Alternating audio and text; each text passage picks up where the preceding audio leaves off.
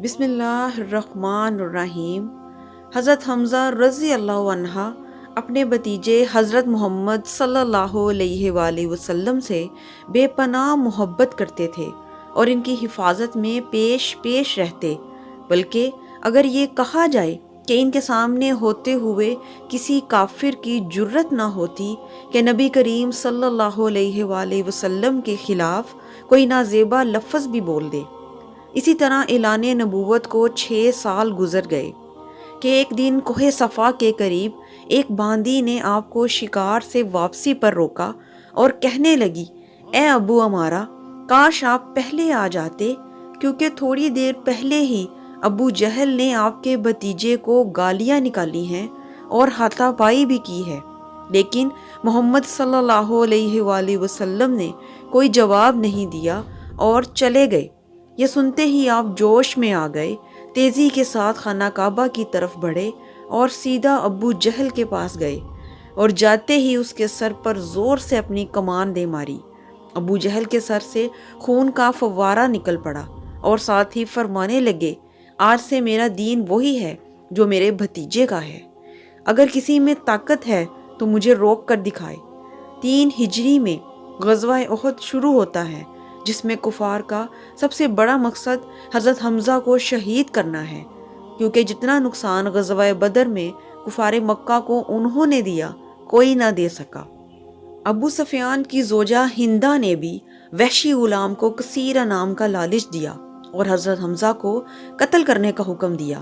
چنانچہ اس غلام وحشی نے دھوکے سے لڑائی کے دوران حضرت حمزہ کو نیزہ مار کر بے دردی سے شہید کر دیا اور بدبخت ہندہ نے آپ کا پیٹ چاک کر کے آپ کا کلیجہ چبایا۔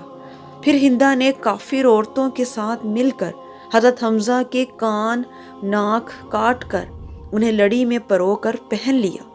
جب وہ یہ سب پہن کر مکہ میں داخل ہوئی تو نبی کریم صلی اللہ علیہ وآلہ وسلم نے حضرت حمزہ کے جسم کو دیکھا اور رونے لگے۔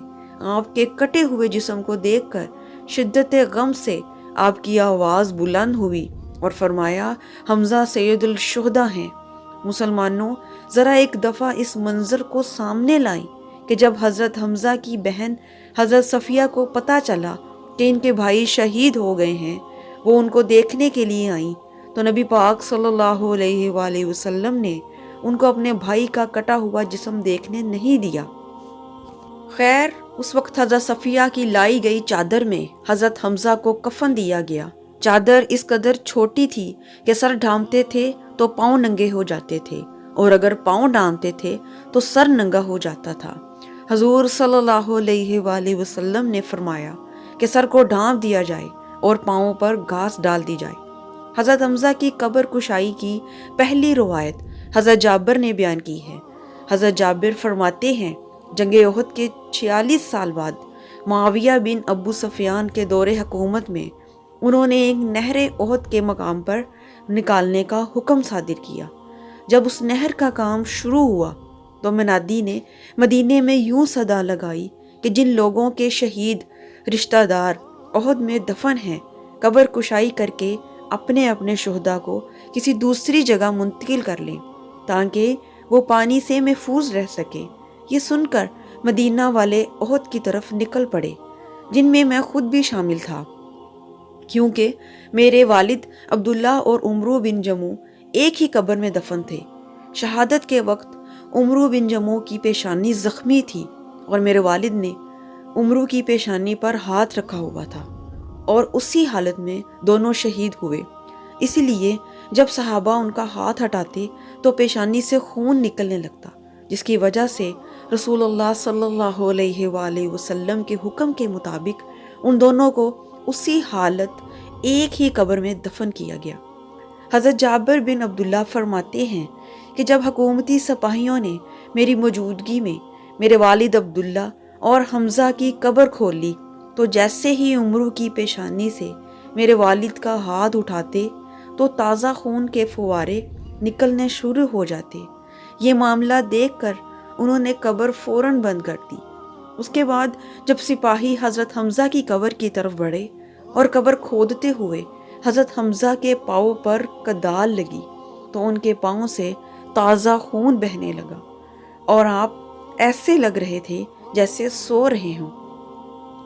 جب سپاہیوں نے شہداء کا یہ عالم دیکھا تو مزید قبر کشائیوں کو روک دیا اور دوبارہ سبھی کو اسی حالت میں دفن کر دیا جیسے پہلے تھے۔ حضرت حمزہ کی دوسری دفعہ قبر کشائی ترک سلطان عبدالحمید ثانی کے دور میں انہوں نے 1904 میں کروائی، جب انہیں خواب میں یہ اشارہ ہوا کہ حضرت حمزہ کے جسد مبارک پر پانی موجود ہے۔ پھر انہوں نے قبر کھدوا کر اس کے ارد گرد 50 فٹ گہرائی تک سیسا پلائی کی دیواریں بنا دی۔ ویڈیو پسند آئے تو صدقہ جاریہ سمجھ کر شیئر ضرور کیا کریں اور میرے چینل کو سبسکرائب کر دیں۔ شکریہ۔